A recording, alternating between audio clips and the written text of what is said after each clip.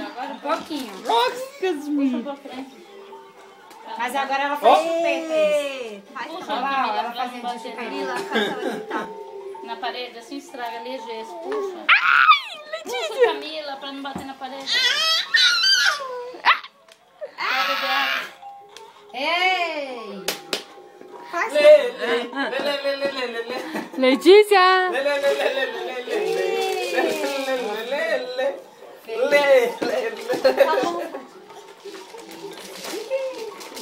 Ela não cansa, não. Letícia. Grita. E na natação? Letícia. Tem quantas crianças já? Letícia. Na segunda só ela, mas na quarta tem 4 pessoas, na sexta também. E tem algum gritinho? Tem. Tem uma menina linda, bem pequenininha, tem 7 meses, mas já tá engatinhando, bem engraçado. Mas é tudo novinho. É, tem uma mais velha, tem 1 ano e pouco. É um macaco! Letícia. Macaco! Letícia. Ei. Macaco! Macaco! Letícia. Macaco vermelho! Aí o Beto volta hoje. Amanhã.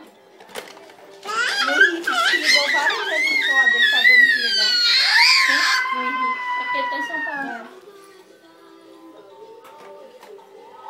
Pra dar um negócio cá. Ó! Letícia. Tá dizendo que não tá deixando ele filmar. Porque... Delícia! Coisa delícia! Lê delícia!